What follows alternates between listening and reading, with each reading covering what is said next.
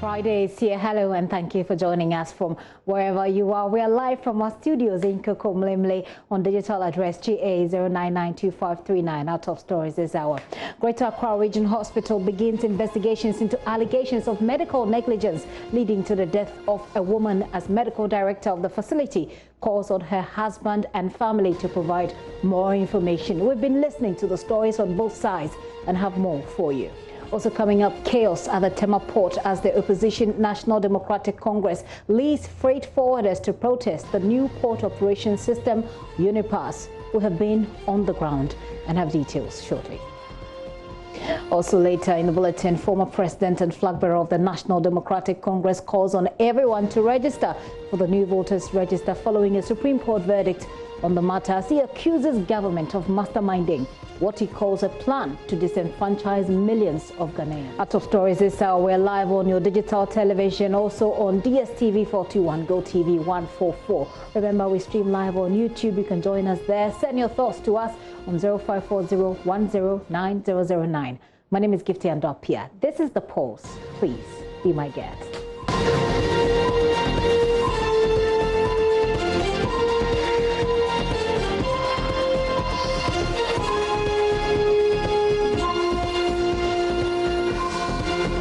There's been chaos at the Tema port today as the opposition National Democratic Congress led freight forwarders to protest the new port operation system Unipass. The Ghana Revenue Authority began using the integrated Unipass system at the Tema port and other entry points in April, despite strong opposition against the new platform by some stakeholders in the import and export business, as well as some civil society groups. Well, today the NDC led the protest against what it describes as a retrogressive system, causing revenue loss to the state. My colleague, Kwesi Parker-Wilson, captured this. Right, so we are here at the port, the Kapwa Revenue Center just behind me, where the freight forwarders and, of course, all those dealing in cargoes come here to pay their money to ensure that their goods are cleared.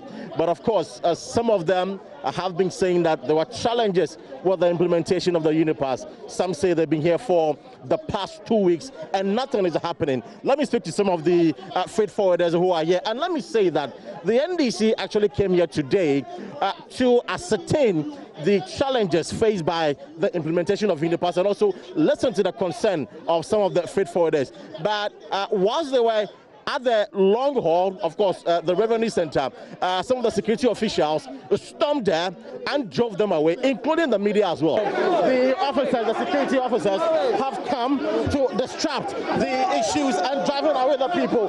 They're pushing all of us, and this is the situation. And of course, the freight forwarders are hooting at them. So it's a very chaotic scene here at the Tema GRA, the customs office, the revenue center. This is what is happening here at the moment. The security officers are not happy with the situation. The NDC came to have a quick conversation with the stakeholders to understand their challenges, but as they were engaging them, the security officials here have come to drive them away. In fact, they disrupt the press conference. So the freight forwarders themselves are not really too happy with the situation. They are screaming and hooting at the security officials and have asked us to leave their premises and ordering all cameramen and of course reporters to equally leave the place. So this is the situation here at the Tema port at the moment, the revenue center.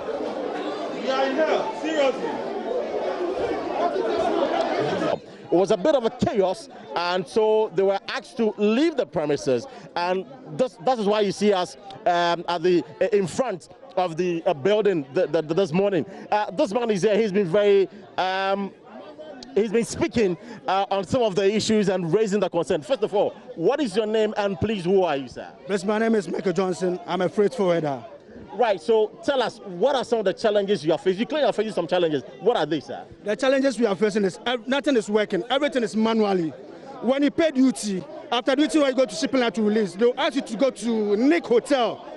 After the shipping line have sent a message that they have been released, the Nick Hotel, the other officers, custom officers at the Nick Hotel come to 6, which is not part of the jurisdiction of the port.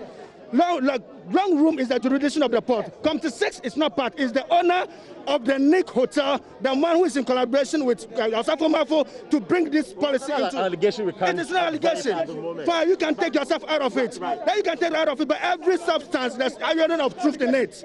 There's every rumor, there's ironing of truth in it. And what is happening is you pay everything. After paying everything, when you come to the Gapua for them to drop your container, look at we all here are come to pay for our containers to be dropped for us to open.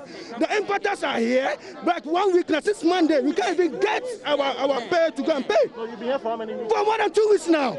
Yes, some are 3 weeks. And then what happens with the GCNet? With the GCNet, when you send your entry or you send information, within a day the GCNet will come.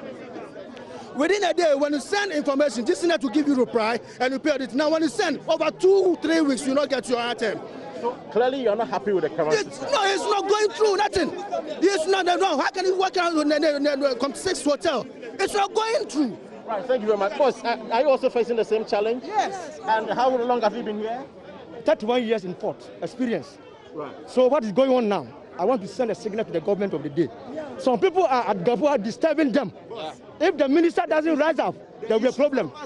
The reason is this new icon is the same system that MPS is using. And MPS can work through their system. GPH, 3 weeks, 2 days, 4 days, 1 week, they can't give you bail. And they will still charge you rent.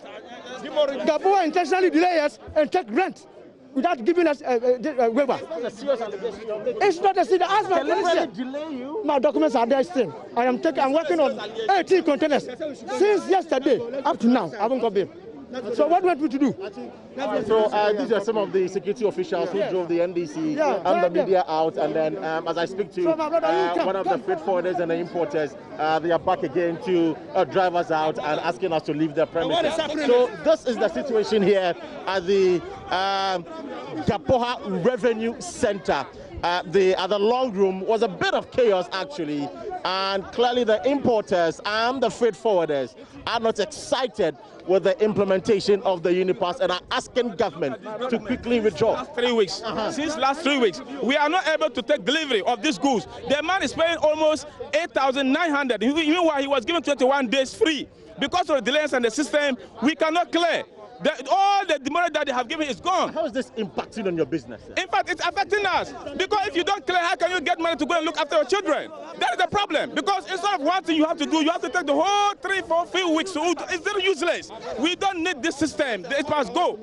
For the purpose of clarity, before the introduction of this system, how long did it take for you to clear your... My brother, it was taking 1 day, almost 1 day or 2 days, you are done.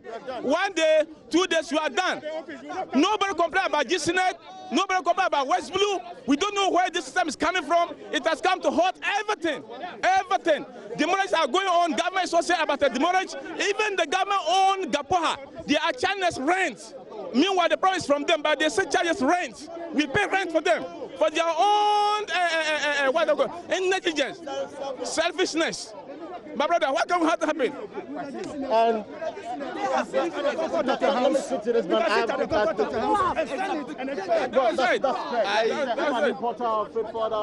I'm a freight forwarder. Okay, so my concern is about the demurrage. Okay. Look, when this pandemic issue started, there was a lot of waivers given to all the cargoes going to Togo. The same Max line and other shipping line existing in Togo, they were giving waivers to all their agents. But why in Ghana in particular, we are not supposed to enjoy these waivers? During the pandemic, I'm going back, coming forward. We have a lot of containers in Togo. They were giving them full waivers for about a month or two. But the same company in Ghana, we are not having waivers. Why are the shipping lines refusing to give us waivers? This coronavirus issue, is it our fault? No. We are supposed to obey the protocol. In doing so, Togo were giving waivers. And we saw a letter from the office of the president telling them to issue waivers, and the shipping line refused to give. They refused to give. We saw a letter from the office of the president requesting the lines to give waivers to the cargoes, and they refused to give. Why? It hasn't been done. Have you had engagement with the authorities, the managers, and what has been the reaction? But we sent a letter to the shipping lines. They said, yes, we heard it, but nothing happens. So we believe the law has been there, but no enforcement. That's what we think. The law is there, but there's no enforcement. Mine is with the waivers and the demolished aspect of the work. My brother, thank you. One day is 750 Ghana a day. 750 just a day. Before the terminal charge, you demolish alone 750 Ghana a day, single day. Before the rent at the Gapoha. Okay, so I mean, as you can see, I mean the importers, the freight forwarders, in fact, all those who are here this morning are not excited and enthused about the implementation of Unipass and citing numerous challenges which they say is affecting and impacting negatively on their business. They want government clearly to scrap the Unipass and reintroduce the system with West Blue and GCNet. They believe that that is more efficient than what has been introduced now. Well, the NDC is still going ahead to engage some of the stakeholders to really understand the problem. Of course, we're bringing you all the updates as and when it happens. I am Christy Parker Wilson, and I'm here currently at the Tema Port GRA Revenue Center, where there seems to be a bit of a chaos here at the moment. Christy Parker Wilson filed that report a short while ago. We've been trying to reach Unipass authorities to respond to this, but they say they are not commenting at the moment. We'll keep our eyes on it. Now, part of a One Village, One Dam project currently under construction in the Upper West regional town of Domini have been washed away by torrential rains less than 2 weeks into construction. Contractors working on the project have told JoyNews they would fix the damage, but they're worried villagers who are hoping the initiative could solve years of water problems in the area are concerned about the poor nature of the project. They think it may cause the dam not to last. My colleague Justice Beidou filed this report. It is the farming season here in Domini, and all hands are busy tilling the land at this time. This dam used to be a major source of water for the villagers until its breakdown more than 10 years ago. Several promises to get it fixed in the past failed to happen. For ages, this has been a place that is dear to the hearts of many people here in Domini. It's a pond that used to host crocodiles that people in this village believe to be their totems. Not only was it a major source of drinking water, it was also the major backbone to farming activities here. And when One Village, One Dam came in to fix the dam, they only thought it was going to be for the better. Where I listened, I cut off the water lock. It rained 2 times.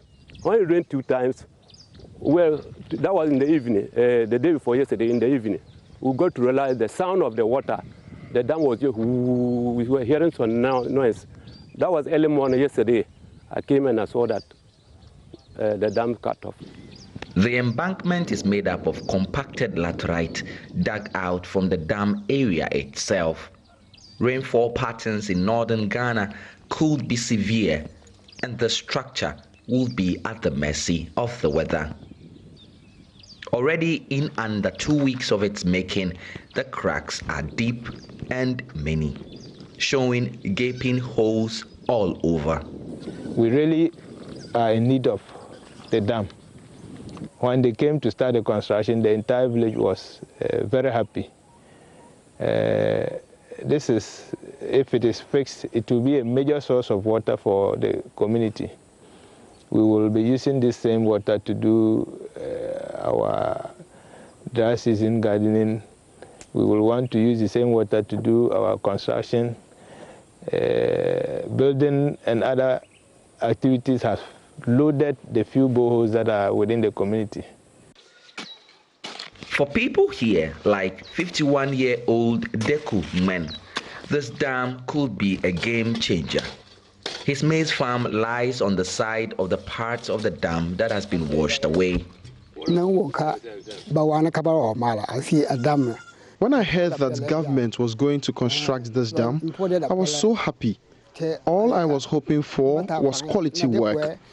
Our assembly member was involved, and we all were looking forward to the best.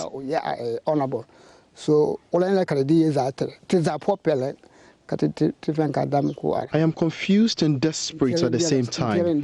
I really have high hopes for this dam, but now in this state, I do not think it will serve me that purpose, and that makes me lose interest in this farming work. MCE for Laura, Martin Bomba-Ire, told me in a text message that he has visited the area and would get the contractor to work on the damage. But this is not the first of One Village, One Dam project to report such defect. JoyNews in a series last year reported similar stories on other dams in the Upper East region. In Domini 2, residents wonder if this dam would stand the test of time. Justice Bedu, JoyNews, Domini in the Upper West region.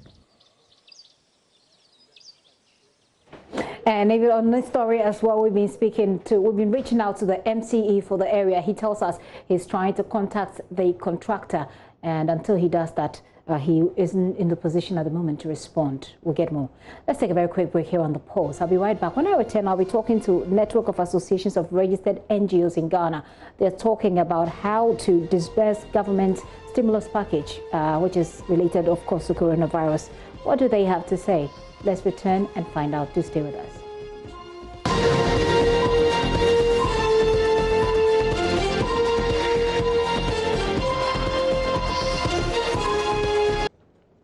Welcome back to the show. Many thanks for staying with us. The Network of Associations of Registered NGOs in Ghana has been making some appeal to the Ghana COVID-19 Fund Management team. The network, in a recent statement to the fund managers, said the government must look out for concepts that can create jobs. Details must also be known on the minimum or upper limits to amount businesses can get.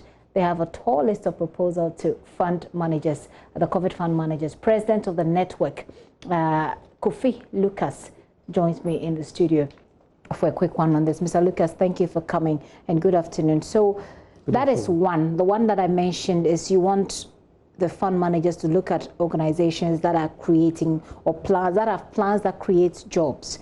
List for us the other proposals you have for the fund managers.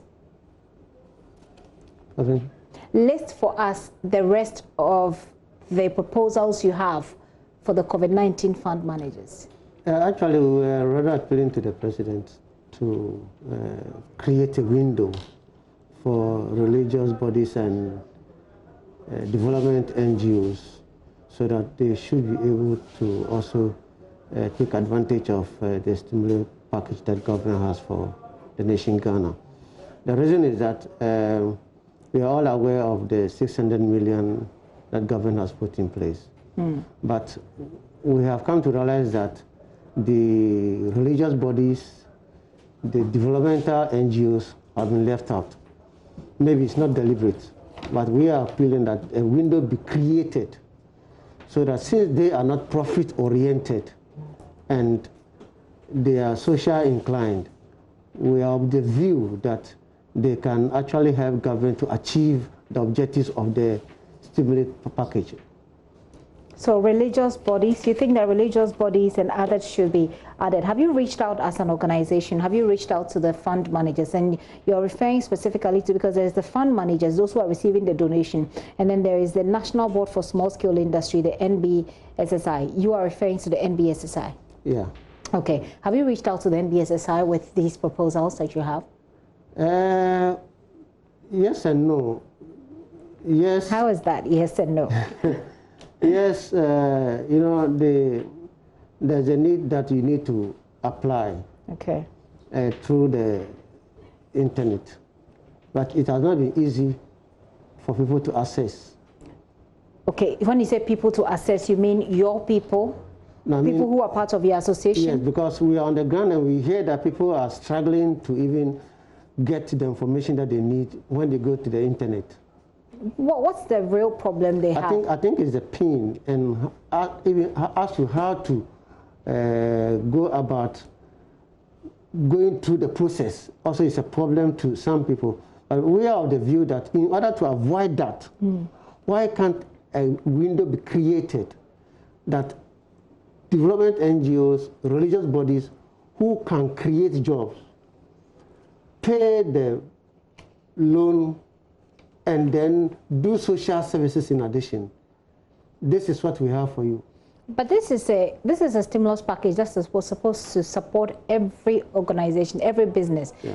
Why do you want government to just focus only or more on NGOs? I'm not saying that government should focus on only religious bodies and NGOs, but rather create a window. There's a first window for the business community, those who are profit-oriented.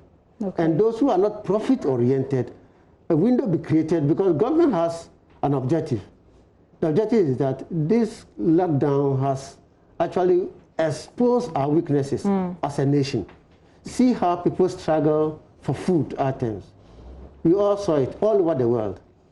But here is the situation. We are of the view that because we work with religious bodies, we believe that if a window is created and then they ask them to submit a proposal, and these are the objectives of government, we want you to create jobs, you have to be able to pay back your, and then do social services in addition.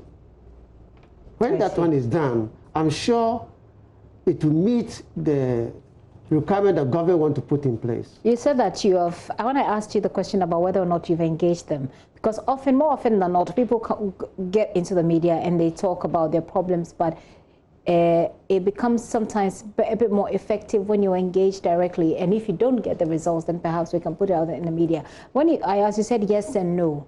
Why is the yes and why is the no once again? The no is that attempts have been made to meet the NBSSI executive director, but it has not been easy. Why? I agree, because I sympathize with her. Everybody would like to see her. In that case, she will find it very difficult to do her work. So in order to avoid everybody, you can't even see her. She may move her office, she may have a next office somewhere, which some of us may not have access So your point is that you've been making attempts to meet with the NBSSI executive, but you have not been successful. Yeah. Okay, let's wrap up with, you have a list here in your statement. Yeah. On this list, you talk about amounts required and number of jobs to be created. There is 5, so you say 100,000, those who receive, for development NGOs who receive 10,000 should be able to create 5 jobs. At least. At least 5 jobs. Yeah. Those who, take us through the list once again. Yeah, so what we are saying is that for you. We are proposing that 10,000 be made available for development NGOs and religious bodies who can create at least 5 jobs. Then we come to 20,000 who can create at least 10 jobs. Then we come to 30,000 Ghana cedis, those that can create at least 15,000 jobs. And then we have 40,000 that can create 20 jobs. And then we have 50,000 Ghana cedis that can create at least 25 jobs for the youth, for the jobless youth up to that level. So we are looking at between 10,000 and 50,000. But as of now, according to what is in the public domain, we don't know how much each can apply. Okay. How you get me? Yeah. When you go through the media, you don't know how much each can apply. I think they have categories, and they've indicated the number of people you employ, and the idea, the sort of idea you have will influence all of that. But I get you. You have these proposals, and I want you to make a, like, if you, assuming you have the meeting right now with a boss of the NBSSI, and they tell you that you have just about 30 seconds or 1 minute to make your points to her, give her a reason why she should listen to you, what would you say? I'll say that she should first and foremost call for project proposals that can create jobs, pay for the loan, and then do social services to the poor and the needy in society. Okay. And the category, there was a category for this setup of this fund. Government had an idea in mind what they wanted to do. And part of it is to support businesses that are already existing. Yeah. Isn't that enough? It's not enough. That's why I'm saying that. We are not saying that they should close those ones. Create another window. I see. Create another window. Okay. Which they have not done. All right. We laud them for doing that, but they should create another window for religious bodies and development NGOs who can. If you cannot, you bring a proposal, and the proposal would show that you will be able to do A, B, C, D. Mr. Lucas, thank you very much for coming, and I hope that the NBSSI, someone there is watching, or the boss herself hopefully is watching, or someone will watch and tell them, and they'll reach out to you. Network of associations of registered NGOs in Ghana. They're calling for a window in the NBSSI program that gives people who can, or organizations who can create jobs, an opportunity as part of this disbursement. Kofi Lucas is the president of the organization. Thank you very much for coming. Thank you. God bless you. Being counted and being citizen, Senor Jose joins me via Zoom so we can talk a bit more about this project. Hi, Senor. Unmute. Yes, I'm back on the stream. Okay, great. Senor, it's good to have you this afternoon. So tell us a bit more about this project. Well, the 100, we call it the Facility 100-bed project. It is an initiative of the Ghana COVID-19 Private Sector Fund, but it's a project for the people of Ghana. It's just led by the private sector. We have other public sector corporates also supporting the project, like the GNPC, the Bank of Ghana, and the private sector corporates as well, like Fidelity Bank, EcoBank. We've had quite a number of donors, including Joy FM itself, who's also supported a lot of airtime, and with its CEO being one of its trustees, Mr. Kusichum also being one of the trustees of the fund. The project started on the 17th of April, initially intended to be finished in 6 weeks, but we had to revise the scope. We issued a new deadline of 30th June. That we are in the running for, but I think that because of some training that we'll need, we're rather going to have sectional completion by the time, and then have about 2 weeks training for most of the medics on how to also use the equipment. And hopefully, subject to the president's availability, we may be looking at 17 July commissioning for operations itself. And that will be exactly 3 months since we started. This will be the first of its kind. It's a 100-bed infectious disease center. We've never had an infectious disease center in this country. A little secret, it's slightly more than 100-bed, but we'll keep the 100-bed and announce the full bed sitting on the commission date as our little bonus to the project when that time is up. But we've had the Ghana Armed Forces, the Ghana institutions of engineering, architecture, surveyors, and planners all contributing effectively as volunteers to this project. So a big gratitude to DDS and his team. They've done a fantastic job. Currently, they are leading the charge as far as the project management is concerned. Right, Senor, this is certainly a fantastic idea. I'm in love with the idea already, but I want to find out, it's the 10 city challenge? Yeah, the 10 city challenge is it's a crowdfunding project to raise funding for the project to bridge the gap. We currently have about a 6.5 or 7.1. We got some donations in, about 6.5. It may get to about 6 million, but we are hoping to raise about 5 million cedis through crowdfunding. It's a project for the people. It has to be owned by the people. I think that as citizens, we have to share in the ownership of that particular project. So we are opening up the project to every retail donor to join this 10 city challenge. I mean, it starts with a hashtag. There are 2 ways to really participate in this. You simply should donate 10 Ghana cedis or more through our mobile money short code, which sounds a bit long. It's let's go through it. Star 718 star 25 star 219 hash. Star 718 star 25 star 219 hash. Some friends have said it's quite long, and I say yes, I do. Okay, but what happened? Why did it become so long? Well, because of the time. I mean, when we decided to take it, it had to take. But you know, this code cannot be too long for a life that you save. It can't be too long for a life. Certainly not. Okay, so I'm going to do something. Just let me just see if I can make it shorter. If I can make it sound shorter. Okay, so it is star 718 star 25 star 219 hash. Seriously, Senor, it's long. but I'm sure the network operators can cut it down for us, no? Well, we hope so. We'll still try and engage the telcos to see if they can get that quickly done for us. But Alternatively, you could visit the website at www.ghanacovid19fund.com. But in all honesty, it may be long, but it can't be too long for an investment that could actually save your own life, a life of a loved one, a life of a family, and surely the life of someone. This is also not just meant for COVID-19. It's a permanent structure equipped with modern facilities or medical equipment that will go a long way to fight COVID-19 and other pandemics and epidemics that may recur from time to time. So we are preparing now and also for the future.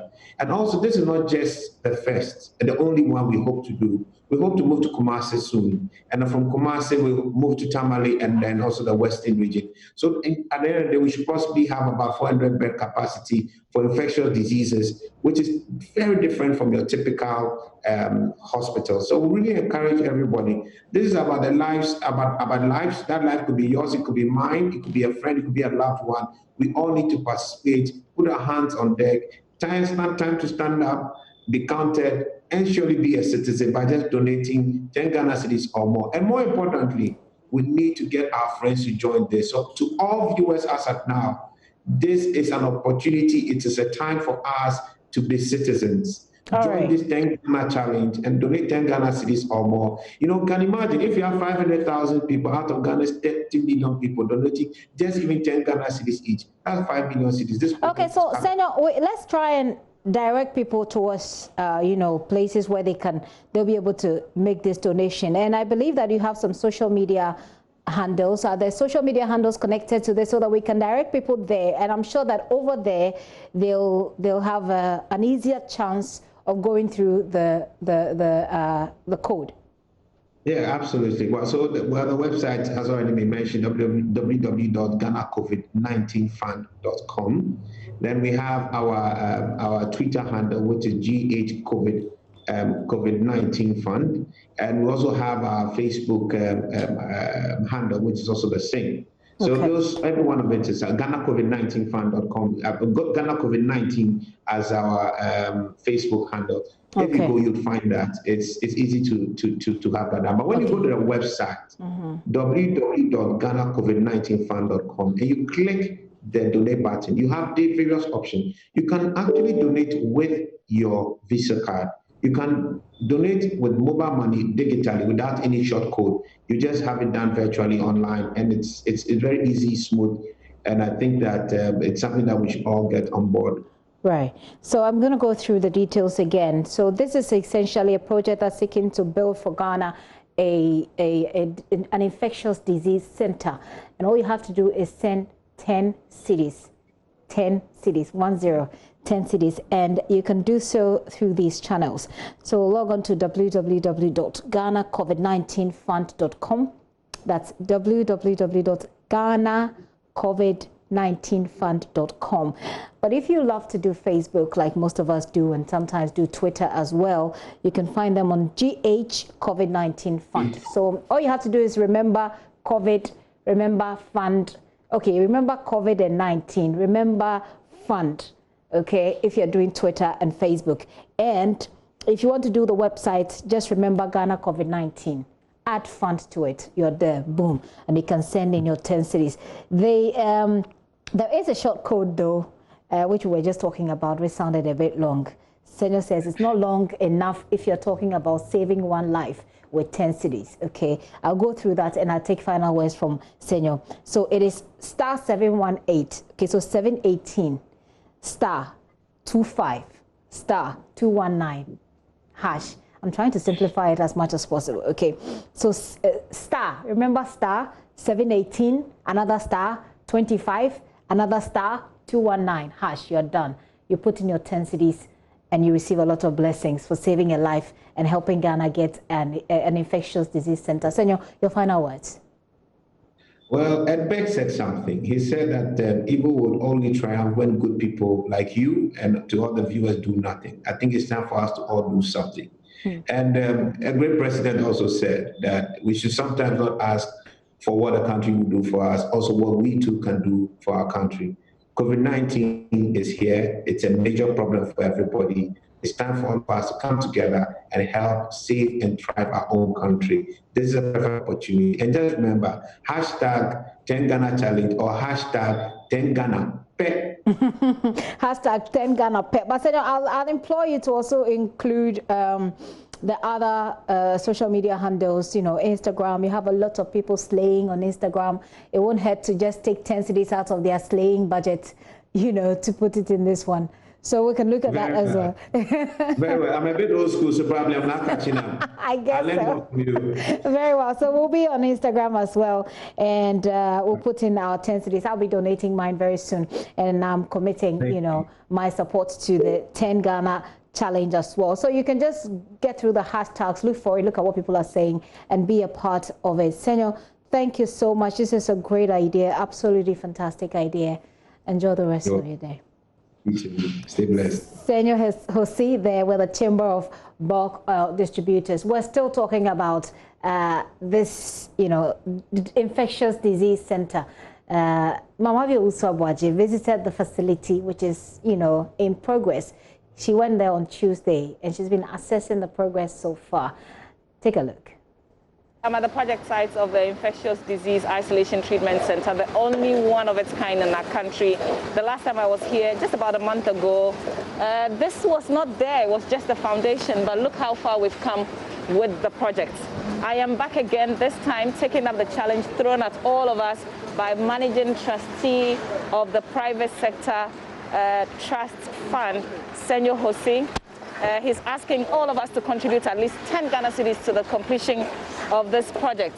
I am just running so I can catch up with him. He would explain where we are with the project. So come with me. Currently, we are doing the external landscaping. As you can see on the walls, we are doing the texturing so we can get a painting going on. We are still testing paint colors out there. You can come with me. All right. So here we go.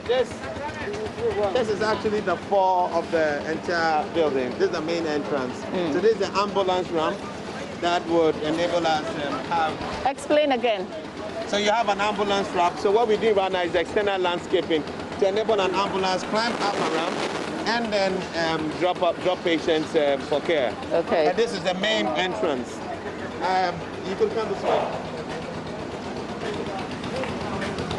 So Senor is taking us on a tour of the facility. Of course, the first time I came here, it was just the foundation. That was just about a month and a half ago, I think. So this is going to be the main entrance of the building. Okay. We call here the pre-trial area. When patients come here, we sort them out. If people, we don't have certainty about their level of infection, we put them in the triage area to the side, right? And then there's another set of rooms here where we isolate, take tests till we confirm they are infectious. So you don't have people who come here with suspicion of infection, actually rather picking an infection in here. Okay, so when you're crossing that is what we call the corridor of hope. This is the corridor of hope. This is the corridor of hope. It actually walks you straight into the entire ward treatment areas. So these are standard rooms for the wards. Can we take a look? Yeah, we will. We will take a look. Any of them works.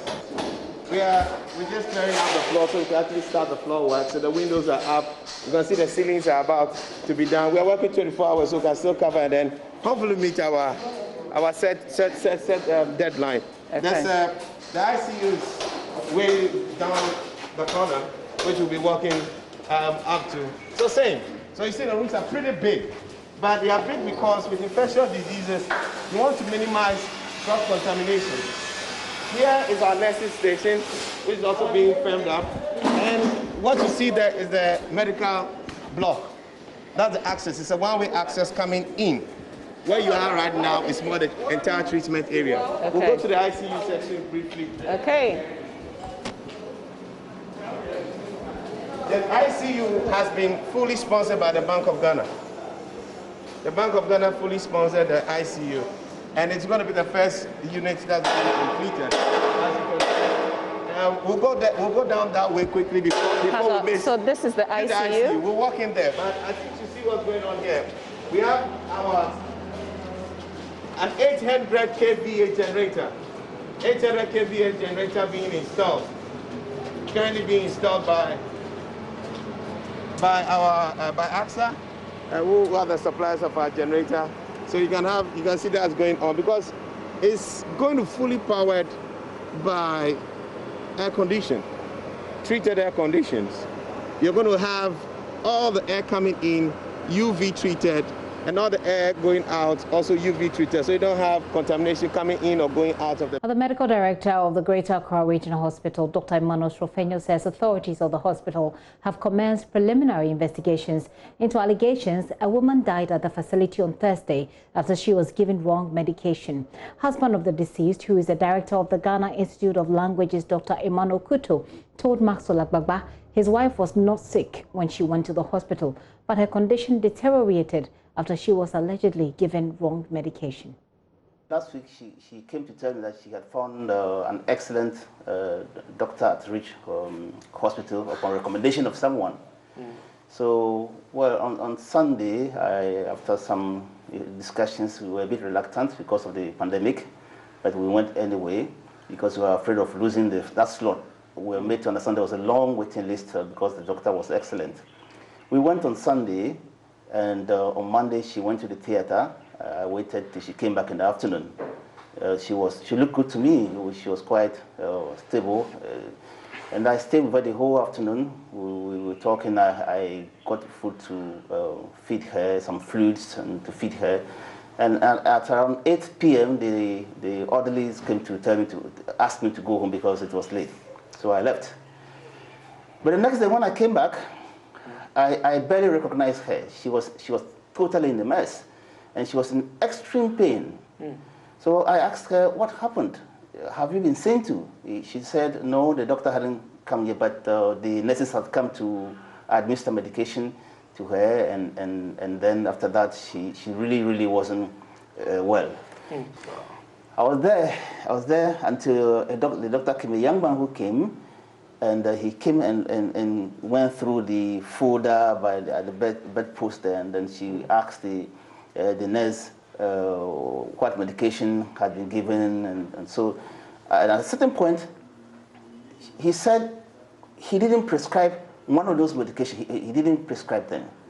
So there was, as I said, there was kind of back and forth, and then a second nurse came and said, oh no, somebody else, the mentioned somebody's name who obviously I didn't know, somebody else has prescribed that medication. Yeah. So this is another doctor who had come there. No, I presume that was my wife's doctor. I don't know who. Okay. I don't know exactly because I didn't. So the first doctor who came there in my presence, he was asking these questions. Okay, he was asking the nurses who prescribed the medication for your wife. No, he was asking the nurses what had they given her. Okay.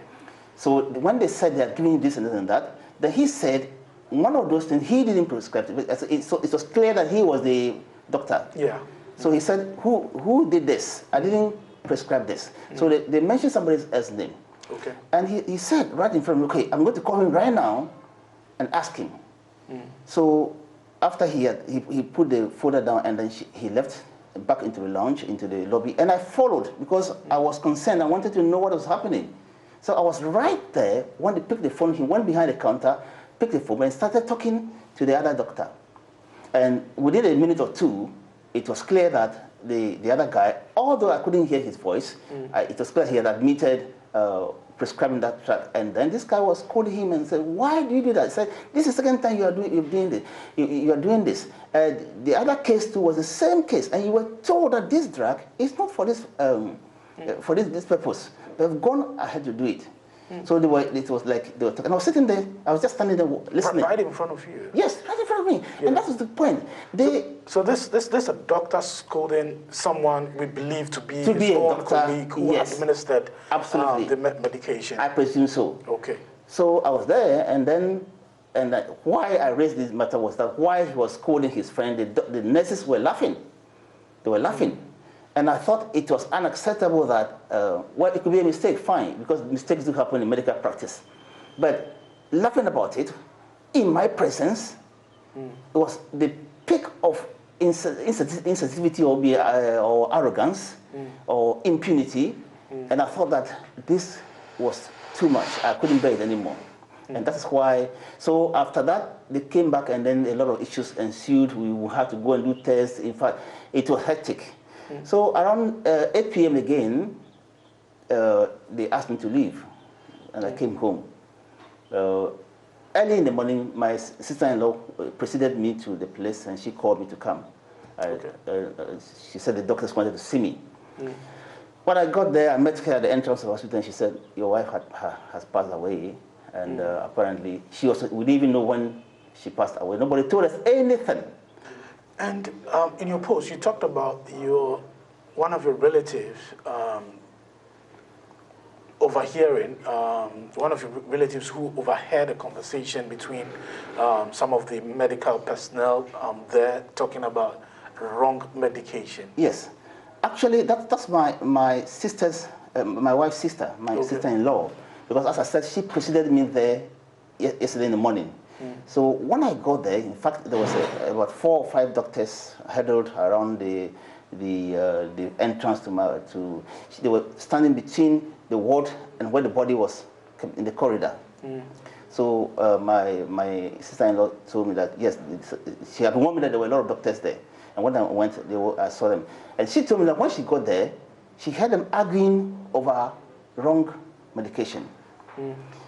And yesterday, again, here in front of people, she confirmed it again.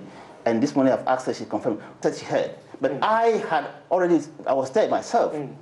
Well, the widower says 2 incidents here at the Greater Accra Regional Hospital confirmed his suspicion that his wife was given wrong medication.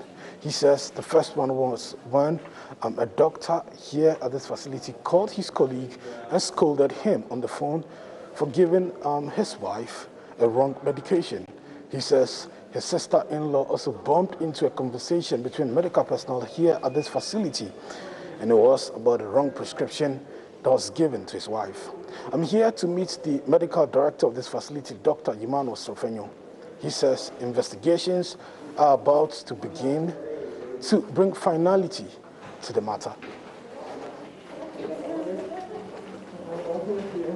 First of all, I want to use your medium to express our condolences, deepest condolences to the man and the entire family for this unfortunate loss.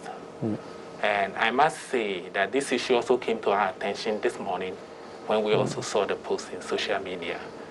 And immediately management has instituted a rapid investigation into the issue to gather as much information as possible about what happened. It is now that we are trying to put the bits and pieces together. And once that is done, there will be an in-depth investigation committee that will look into all the issues, the management steps, the medications prescribed, treatments given, and so on and so forth to determine whether the allegation is true or not. As we are here now, we don't have any concrete information. It's just an allegation. We don't have any concrete information as to what exactly happened until that committee does its work. And then when that is completed, we will share with the various stakeholders, and I believe the media will be apprised of whatever has gone on. Thank you. Okay, so there's a team that is working now to come up with a preliminary as we are talking, finding. there is a team that is doing a rapid assessment of the situation, gathering some information, and then that will be assessed by the management. And then thereafter, the management team will also set up an in-depth investigative committee, which will involve interviewing of various people who have attended to the person in one way or the other, the doctors who have attended, the nurses who have attended, and even the husband who was also present along the line. The husband will also be interviewed to gather the facts in greater details. And then this committee will now come out with their findings and recommendations. And these recommendations will be implemented by management. That is a standard procedure that we apply anytime there is such events within the Ghana Health Service. Okay, so when are we likely to see results for the preliminary findings and then the findings for the committee that we put in place to investigate this matter? So I believe that by tomorrow we will have the preliminary, the rapid assessment. That will be done by tomorrow. We'll have some information, and this will be presented to the Ghana Health Service headquarters, and then they will then do an initial release of a statement, and then that will pave way for the in-depth investigative committee, which will also start its work probably latest by tomorrow. The in-depth investigative committee will also start its work. And within a week, because this is an issue of an urgent nature, and so within a week, we believe that we will have some report that we can share with the stakeholders. Okay.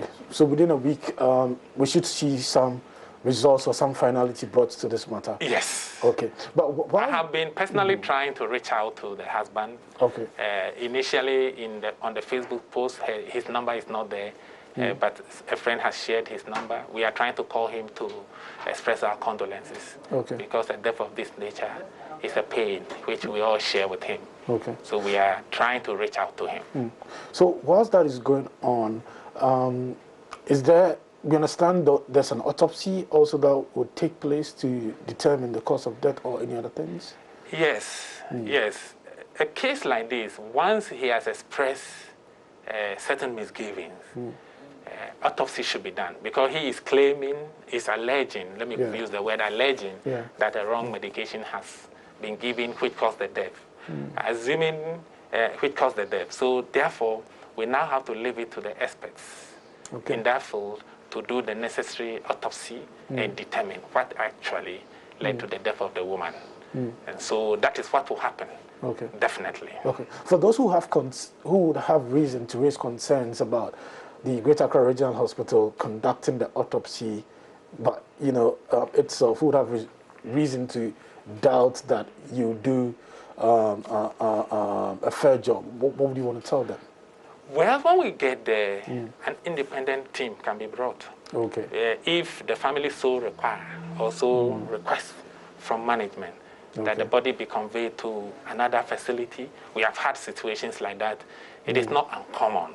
When there is a death and there is a concern, sometimes the pathology or maybe the management will think that, well, because of the nature of this case, if it is done here, people might think that the results may have been influenced in one way or the other. And so there have been situations where bodies were conveyed from here to Police Hospital or to the Kolebu Teaching Hospital or for 37 Military Hospital for autopsy. Not because we did not have the in-house experts, but because the family requires so. And when that happened, we freely allow that to happen. Maxwell Agbagba has also been speaking to the 15-year-old daughter of the deceased, Daniela Kuto. She says her mother hugged them and promised to return before she left on Sunday. She says a friend called to inform her about the death of her mother. The way when we are down, she would just come and then comfort us, like cracking jokes here and there, telling us all sorts of stories and then encouraging us with verses from the Bible and her life experiences. And how did you hear about her demise? It was my friend. She called me and then she was like, she's sorry to ask me this, but her mom called my mom's line and then she was told that my mom is gone. But then I hadn't heard anything yet, so I had to call my dad. Yeah. And when I called my dad, I asked, how is Mama? He said, your mama is not fine at all. So I was really worried.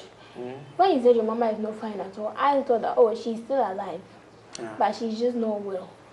But then he came home and then he called us together and then he hugged us and then started crying, and then I knew that it was true.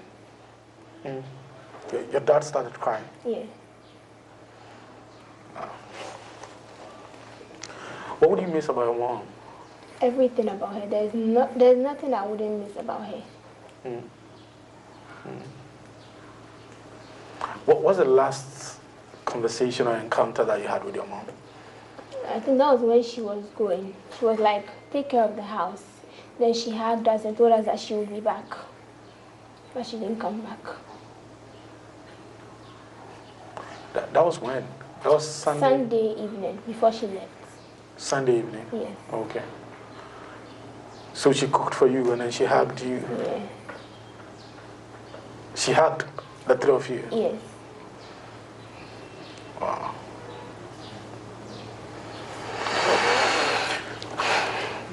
How do you think you're going to be able to cope with this? Frankly, I don't know. I think it's just God who will take care of us. It's God who will take care of you. And how have you been coping so far after you heard the news?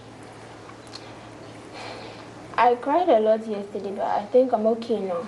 I have to be strong. If I cry, they're also going to cry. So I have to be strong as the oldest and then comfort them and then be there for them. True. Okay. Very difficult moment for the family. Then, of course, the younger ones don't even understand probably what's happening. Our condolences to them as the investigations continue. She lost one eye to cancerous tumor, retinoblastoma, when she was barely a year old. This tumor, which was spreading to the other eye, according to her doctors, could have affected other parts of her body. Though the cancer was curable, the Dani family couldn't afford treatment and surgery to save their little Maulum and Nanyevi Dina. But today there is a ray of hope. Maulum has undergone an intra-arterial chemotherapy, which is used to treat advanced eye cancers. JoyNews' Beryl Ernestina Richter was with the family medical team and has this report. For about 6 months later, when she started, 7 months, when she started crawling and all, we realized that the eyeball doesn't look normal like the other one. That is Joseph Ananevi Dina, father of 21-month-old Maulum, narrating how his daughter's condition started. This condition was later diagnosed as retinoblastoma by doctors at the 37 Military Hospital after several tests and assessments. So the mother told me that she's now seeing a certain signs in her vision. So we took her to 37. So it was at 37 where she was diagnosed, and then the doctors said she has a retinoblastoma in the eye. So that's a cancer in the eye. Salamatu Al-Hassan is Maulum's mother. She initially thought her daughter's condition was spiritual. Initially, I thought my daughter's condition was spiritual, so I prayed fervently for God's intervention. When doctors told me they had to remove her right eye, I decided to trust in God. Dr. Vera Adubia Isuman is the consultant pediatric ophthalmologist at the Kolebu Teaching Hospital. Her unit attends to many children with different eye problems. She says Maulum's condition is the most common cancer among children, and there is no known cause. Retinoblastoma tends to affect the inside of the eye, the back of the eye. There's a film at the back of the eye that helps us to see. It works like a film in a camera that records the images.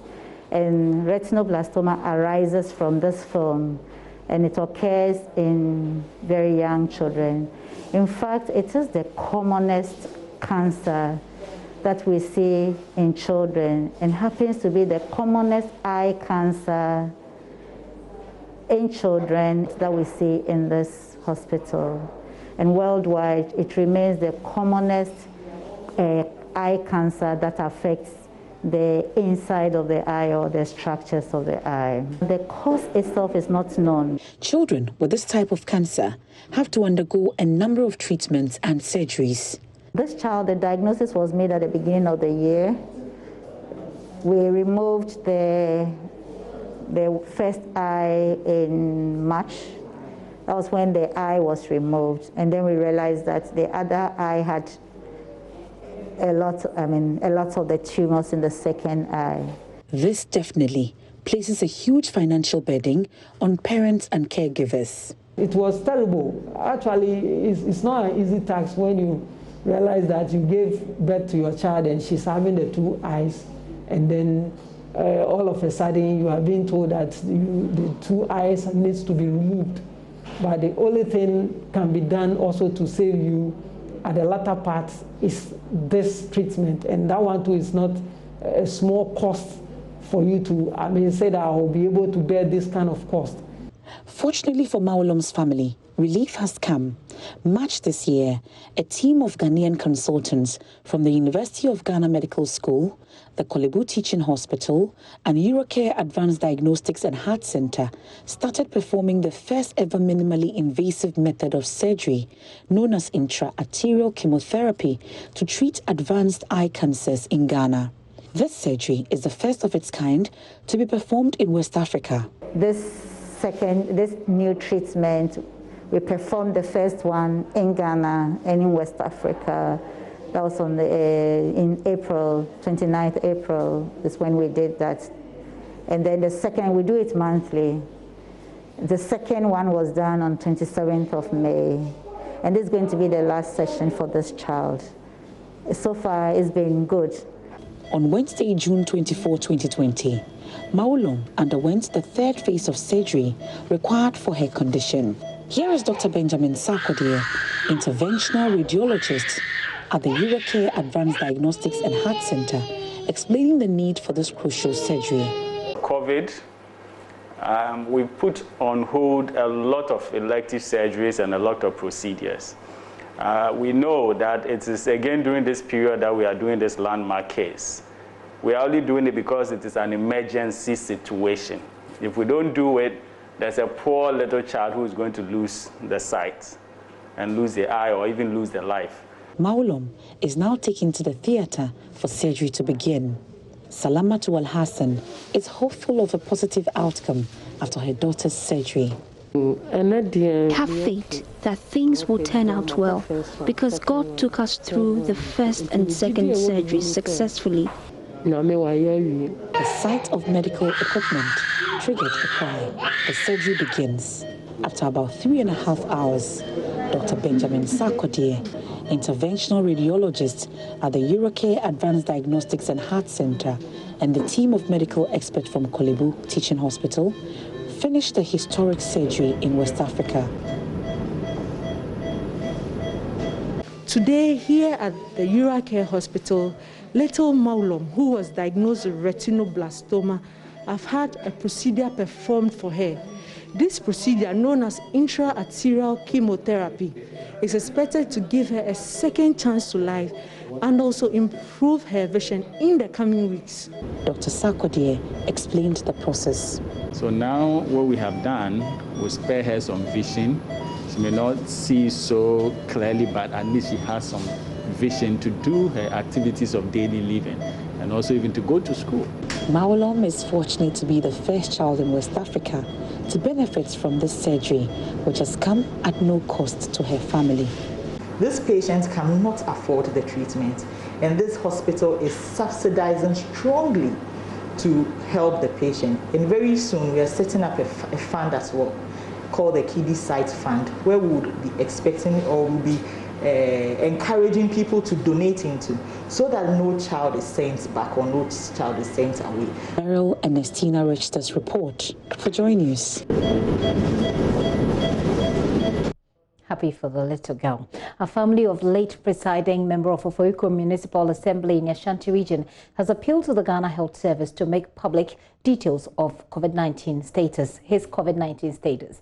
Media reports suggest William Kwabena Boateng died of COVID-19 just a week after his medical director brother at Kwadaso SDA Hospital in Kumasi passed and later tested positive for the virus. Traumatized relatives, however, say they have received no official confirmation or communication from the Ghana Health Services on the matter. Spokesperson Samuel Amofa-Kodia tells JoyNews any further delay can impede contact tracing if indeed the man had COVID-19.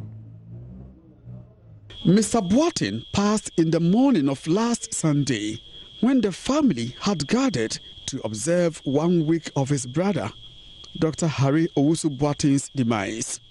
Mr. Kodia describes as devastating the passing of the two brothers within a space of 1 week, and media reports on them as speculative. Harry was gone. So we were there. I was there with my auntie and the husband. I was seated in between the two of them. Then I had the information that this is what has happened. So we quickly had to whisk them into their rooms to psych them up and broke the news, and it was terrible. A more terrible scene was to follow when we had to go and bring the late Willie's wife from their residence to Kwamo. And it was beyond me. Even though I am trained not to shed tears, but I could feel the pains within me. And when the wife came and she was told It's not been easy. And you know, people will say COVID, but let's ask ourselves, how many of us have even tried to get closer to the family and console? But we are so quick to talk about, he died of COVID. This is the time we even need the assistance of a psychologist to psych the old man and the wife up. And the survivors, look, if you were there and you saw the way a manner Willie's mother-in-law, she was even crying more than the daughter, you will appreciate the extent, the enormity of our loss.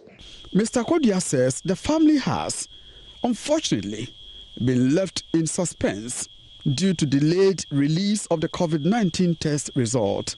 He wants health authorities to come clear the air on the matter. We lost Willie on Sunday. Sunday, Monday, Tuesday, Wednesday, Thursday, Friday, 6 days now, nothing. So the media houses are speculating. We want Ghana Health Service, notwithstanding their tight schedule, to try and get over to us. Let us know if he is COVID positive. We have already lost a hero in Harry. If the COVID still wants to disturb us and is taking Willie away, we don't have any problem. But the uncertainty is what is disturbing us. If it is positive, they should let us know so that they start the contact tracing. Because people came, they have left for their various places of abode. Now you wait until 2 weeks or more before you come out with the results, by which time the community spread would have started. So we want them to act timeously, because if the event they don't do that, they will rather be spreading the disease and not you and I. From Kumasi, for Joy News, Ohiminteria reporting.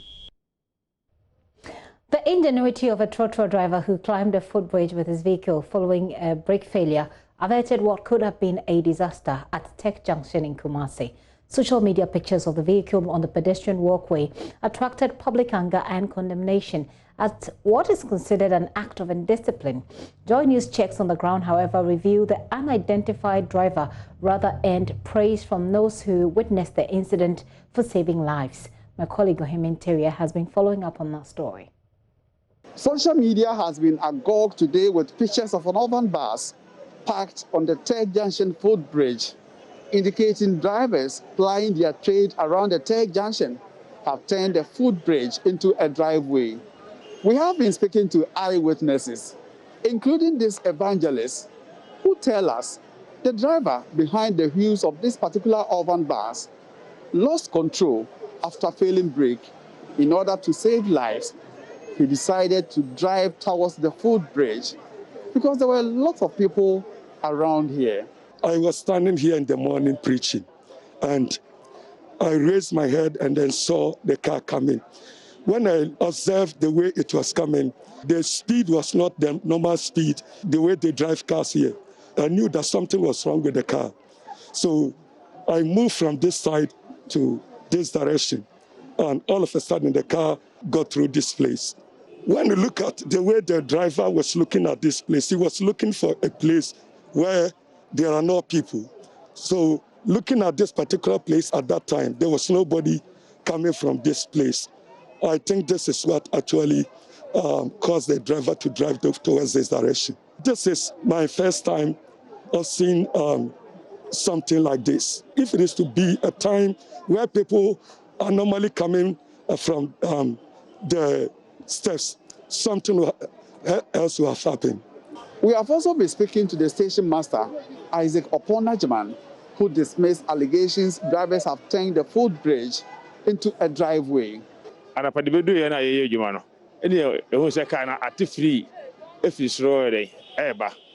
had the car neighbor na enye normal de baha ebe fa load no eba. It is very like na the so any hakase. By now fa na afa no. Nam say na the power ka krant. Never know who say oho ne right here of far ebe dey. Ebe boa. No ode full esro sa. TD ni bi. Na chance dey green. The station number AS 1479. If you say you could attack you do the first time you who visa any. car be for a slow da. If you say more food bridge, I can't be no half a slow da. Police at KNUST have launched investigations into the matter, promising to investigate to bring the recalcitrant driver to book. From Kumasi, Ohim Interior reporting. And talking about coronavirus news just coming in, there have been a surge in the number of people who have died this afternoon. Let's take you through the latest figures on the website of the Ghana Health Service. Total confirmed cases now stand at 15,834, slightly getting towards 16,000 there. And of course, we'll be getting to the recoveries as well, and we'll be getting to the number of people who have died. We take all of that out. The new cases, by the way, is 361. Number of new cases is 361 at the moment.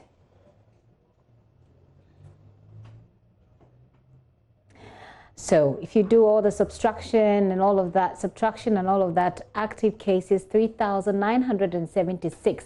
The recoveries and those who have been discharged 11,755. About 103 people have died. Those are the latest figures coming in on the coronavirus figures. Now let's take a very quick break here on the Pulse. We'll be right back.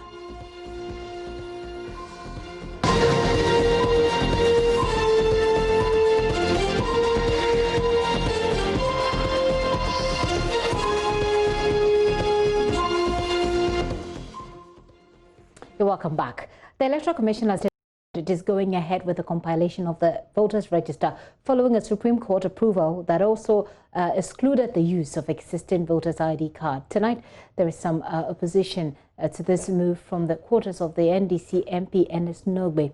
He has a pending case against the commission which is to be heard at the High Court on Monday.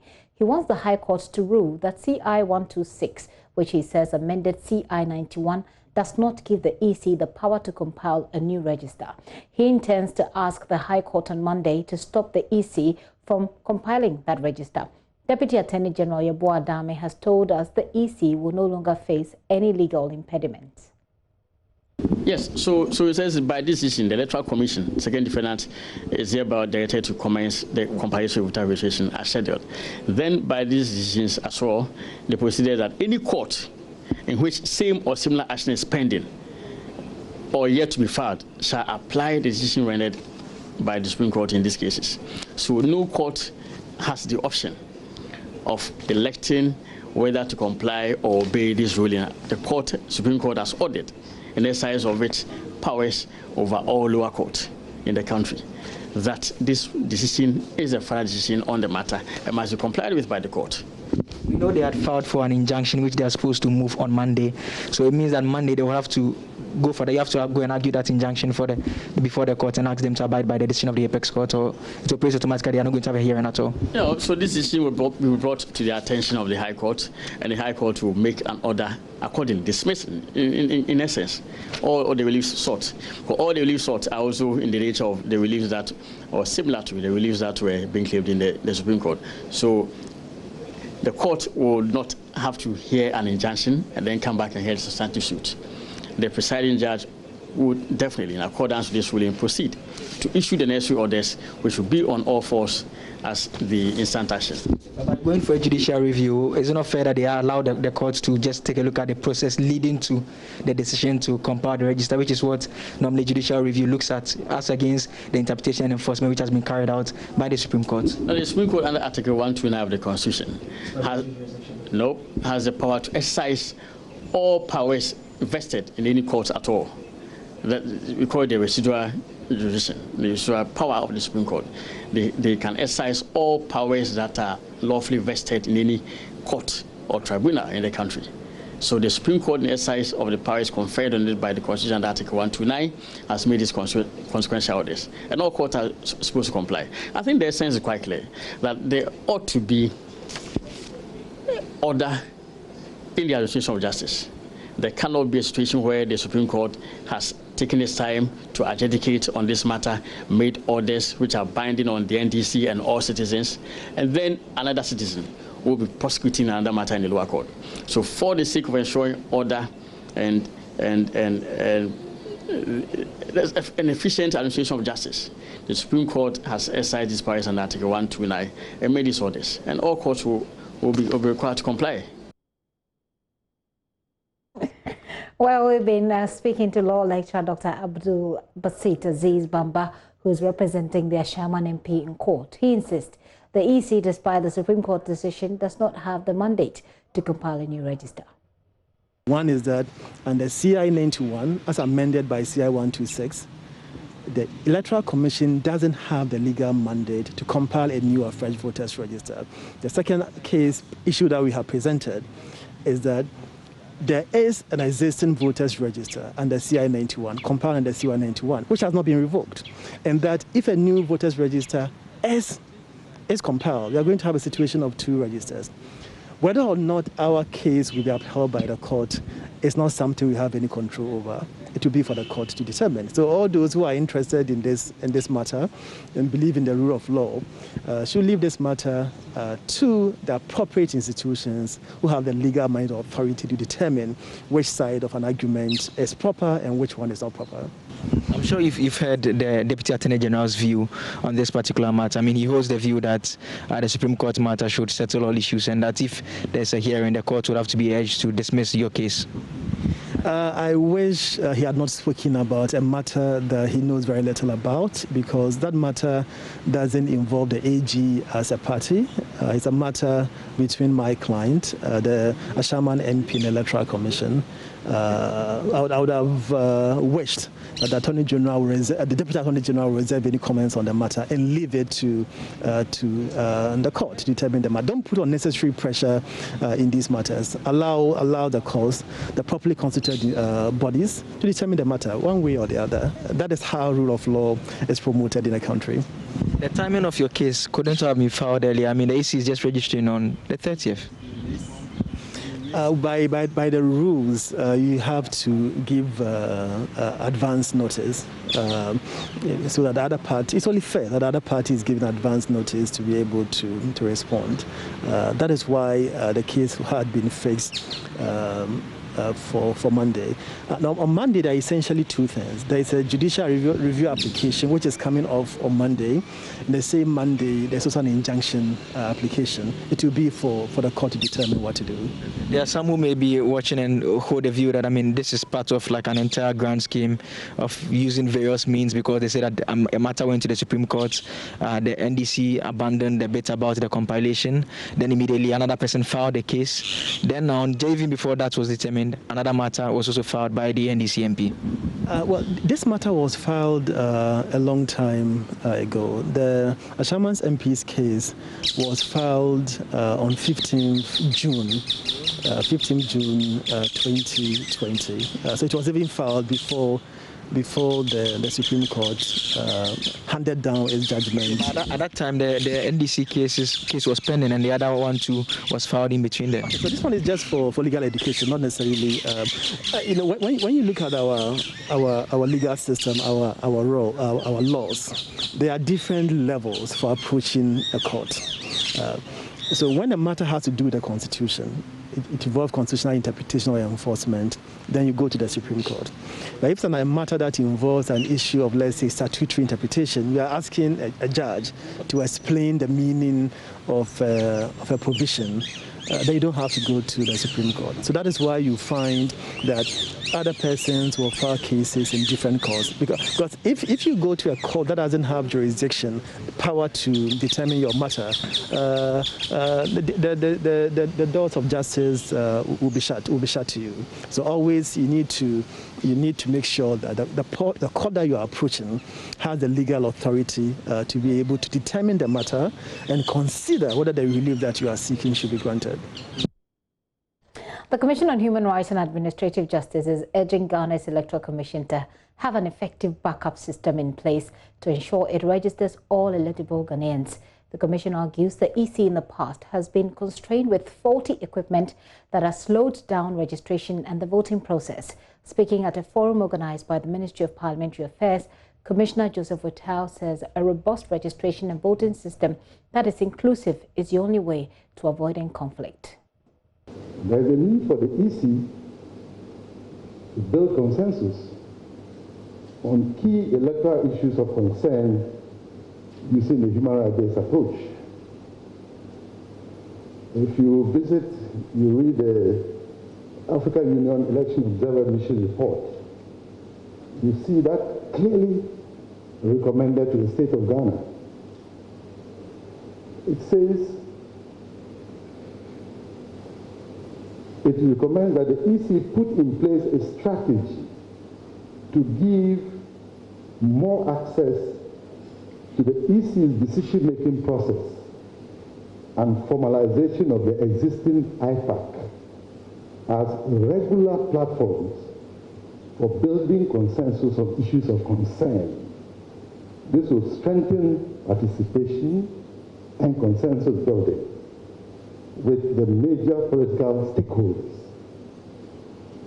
There have been issues with IPAC. These issues are not political. They are human rights issues.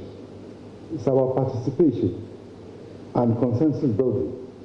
If we have a system that has worked in the past, we should look at how we can strengthen that system.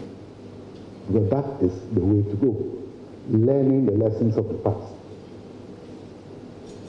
Now, again, EC should provide backups to deal with potential challenges that may be posed by faulty DMVs. The whole essence is not to disenfranchise eligible voters, maybe starting with the registration and later on at polling stations in the main elections.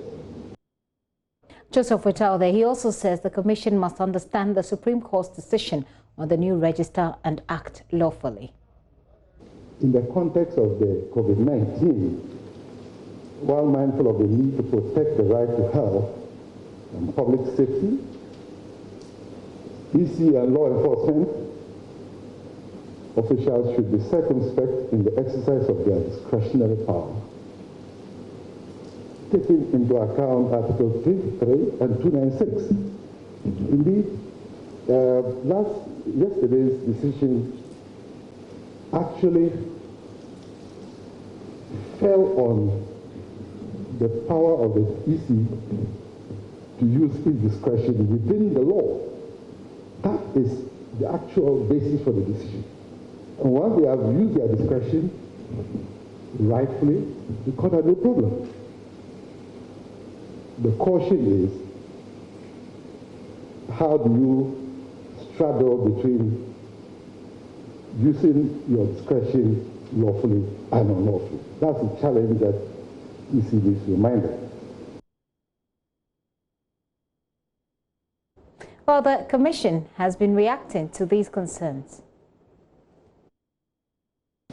Election management is a huge task, and it is very complex. And why is it complex? Because the players like the political parties, the voters, the staff of the Electoral Commission itself, civil society, they all have their expectations and interests which may not be the same. And the Electoral Commission will need to manage all these things to make sure that people or the ordinary man is able to do what? To cast his or her vote. So effective election management, simply put, is just, we can say that it's a successful election, and a successful election is an election that is free and fair. And when we talk about the freeness of the elections, we are talking about the people enjoying their what? The fundamental human rights, so that they can carry out their electoral activities peacefully. And we are also saying that the election environment should be free from intimidation and other things that will not make it possible for people to have the equal right or have the equality of weight of votes. So one, people should enjoy their fundamental human rights. Two, the context, the environment with which the election is conducted should also be free from all those things. And when we say fair, we are talking about the application of the law. The Electoral Commission should be fair in applying the electoral laws, and so also the judiciary should also be fair in applying the electoral laws. In so doing, then there's no discrimination. In so doing, there's no discrimination. And we have to take note that every election is unique. Unique in the sense that the context within which an election is conducted is ever what? Changing, because of the social, economic, and the political underpinnings. So election management is not a joke, and 2020 is not going to be like 2016, it's not going to be like 2012, because the variables now, some will be there, but others will be added. So the dimension and the perspectives will change. If we take, for instance, the COVID has brought a new dimension into our whole lives, including the conduct of what? Elections. And talking about elections, the flag bearer of the NDC, John Mahama, is urging Ghanaians to participate in the upcoming voters registration exercise in their numbers. The Supreme Court decision, as you know, yesterday means that the current voter ID card will not be accepted in the registration. Despite his disappointment at the decision, Mr. Mahama says late last night, Ghanaians with a Ghana card and passport should not stay away from the exercise. MPP has, since its assumption of power in 2017, consistently put in place measures which seek to systematically disenfranchise eligible citizens of this nation. Such measures include restricting the identification mechanism for voter registration to documents which are not accessible currently to millions of eligible Ghanaian voters. We have been very clear in our minds that the decision to compile a new voters register was in pursuit of this long-held agenda. Hence our efforts to stop the wholesale attempt to exclude vast sections of our population from the process to determine who leads them. This represents the handiwork of a desperate incumbent that, on account of its very poor performance in government, sees its very political survival only through the prism of manipulation of the electoral process to exclude a section of Ghanaians who they suspect may not renew their mandate at the polls. A caring, compassionate, and responsible government would not push us to the brink at a time of a major pandemic such as COVID-19 that is causing so much anguish amongst our citizens. It is deeply regrettable that the Electoral Commission, which should be independent and has carved a niche for itself as a well-respected commission in the whole of Africa, has today made itself a willing tool in the execution of this most diabolic agenda. We must always be willing to hold leaders accountable for bad decisions that impose difficulties on our citizens. And this is one such clear opportunity to do so.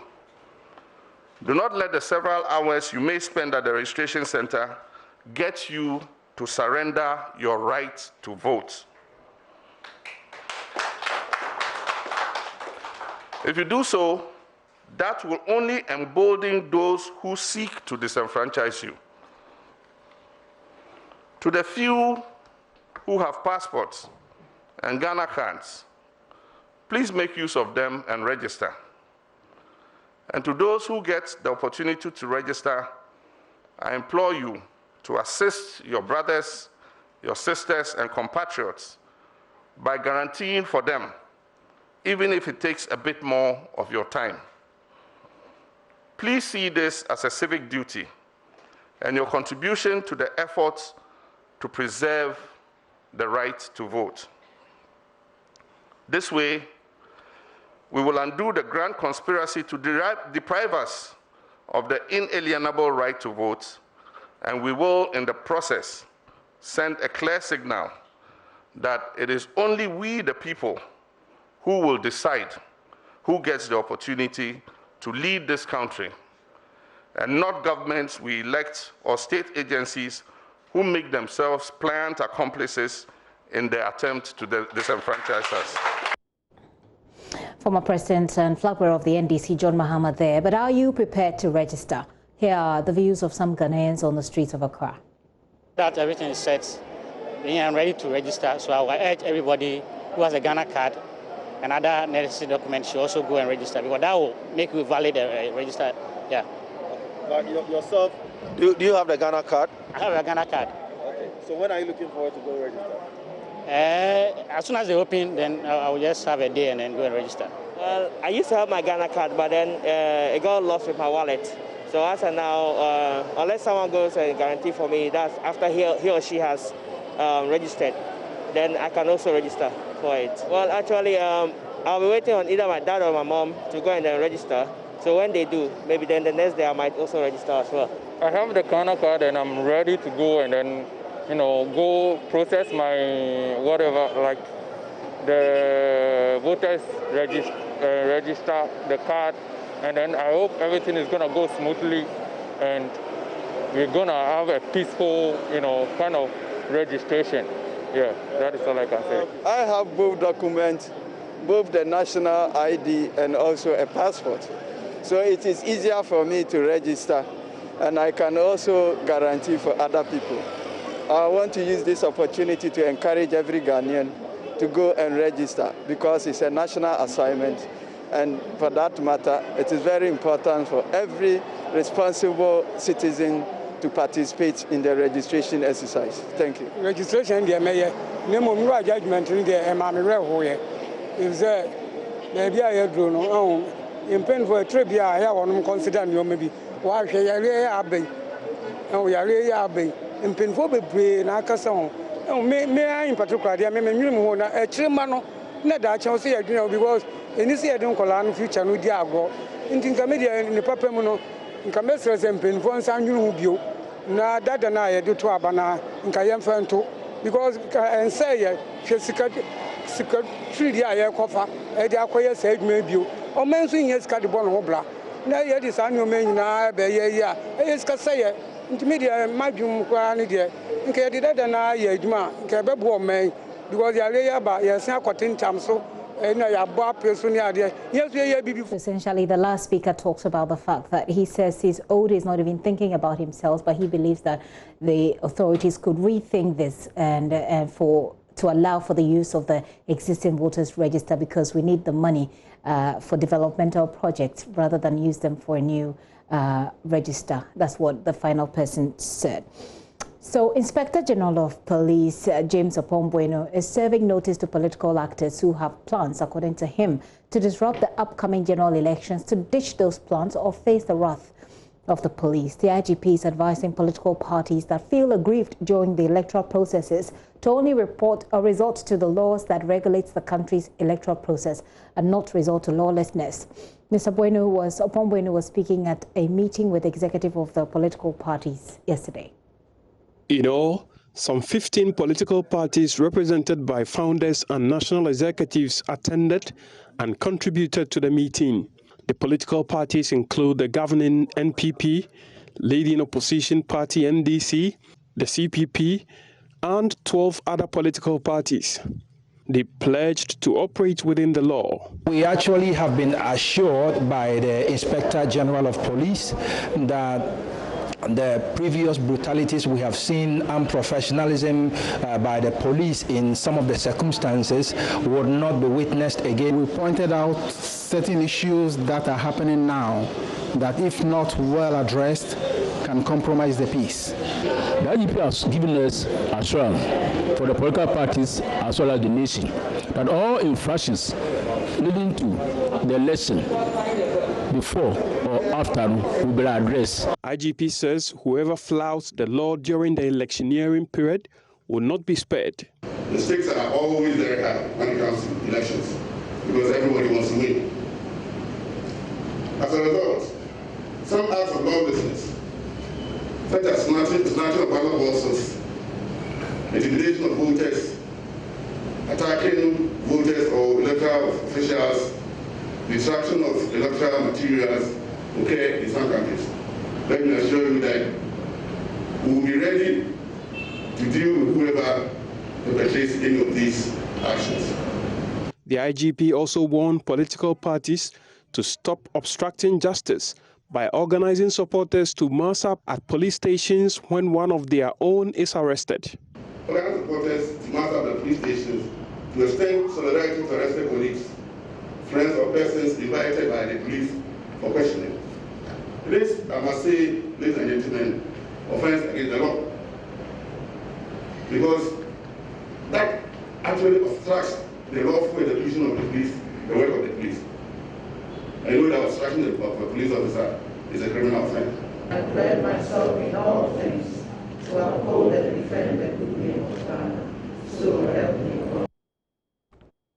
President Akufo-Addo has met with all losing candidates in the New Patriotic Party in the party's just ended parliamentary primaries to appeal to them to continue to support the party's 2020 re-election bid.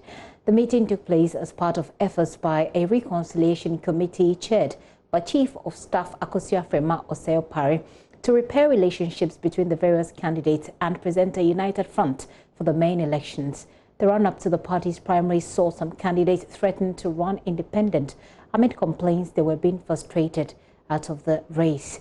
National organizer for the NPP, Samir Uku, however, says efforts have been made to correct that what he calls an erroneous impression.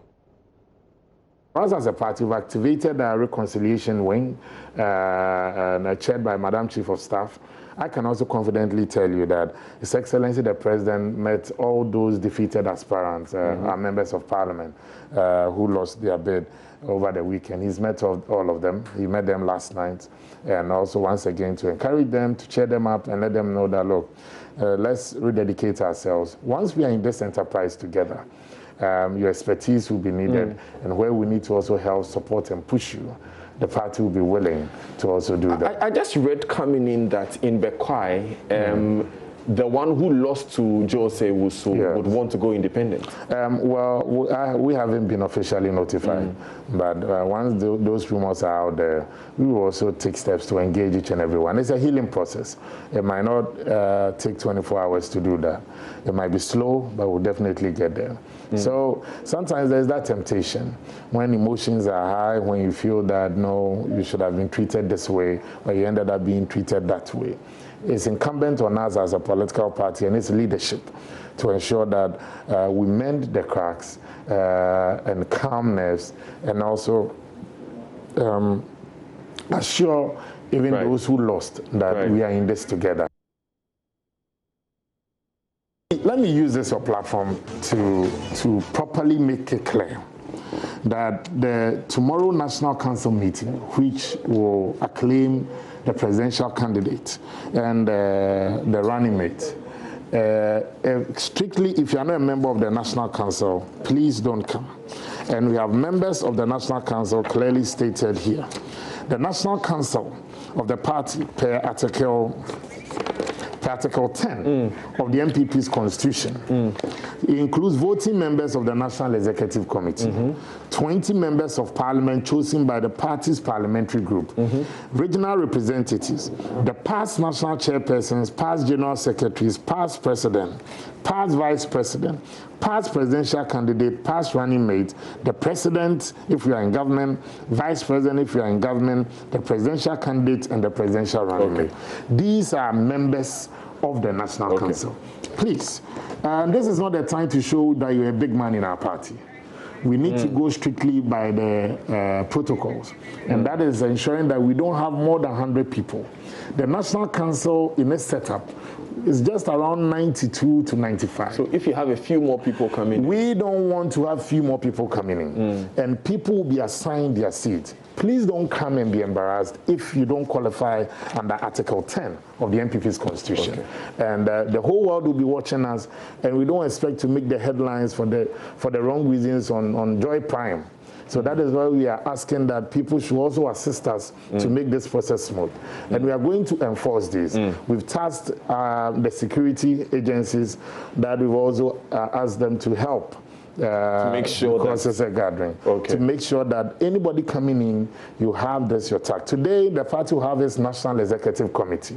Right. All those who are expected to be there tomorrow will be issued with their accreditation. We expect that the media too will bear with us. You know, I'm trying to be very diplomatic in the choice of words, but I think the NDC is trying to hold on to straws.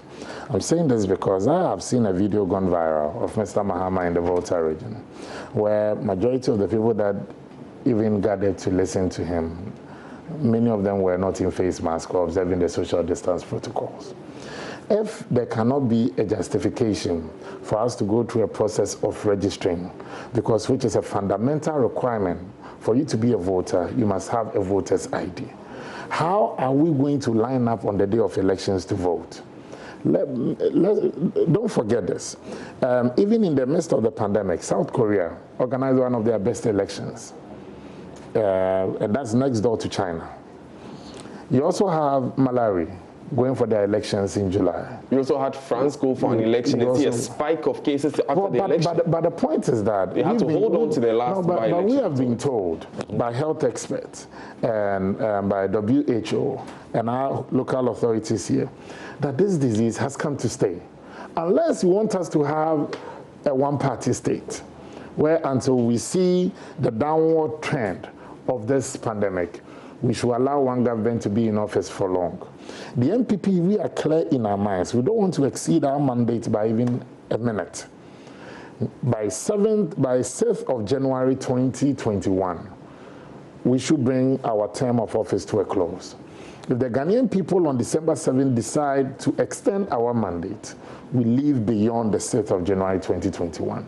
So if you cannot rehearse what is going to take place on the 7th of December, what exercise are you going to use to test your level of preparedness, to know the loopholes and how to block these loopholes ahead of December?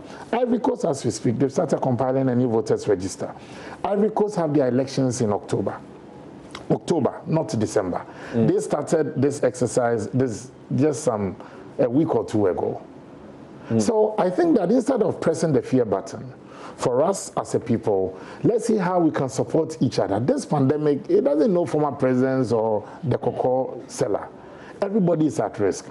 But the EC, in its normal duties or in the exercise of its duties, cannot say that because of the pandemic, our national lives must come to a halt. So if you're there, today is your birthday, like Hannah Odami and Ablade Souza, you're probably having fun with Liverpool.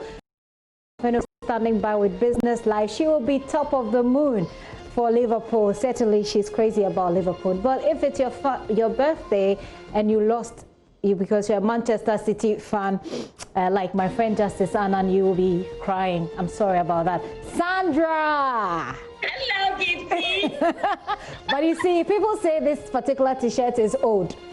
This one, the one. Well, I've been trying to look for my new one, but unfortunately, it still make it because I've started the whole place trying to look for the new one with my name. But honestly, oh wow, oh wow.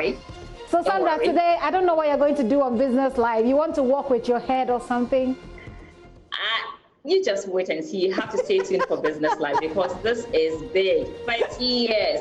If you have no idea. I know, right? All right, let me hand over to Sandra right now. There's more news when you log on to myjoyonline.com. My name is Gifty Ando Apia. I'm a City fan, by the way. Have fun. Have a great weekend. The Pulse was brought to you by Stop Cough.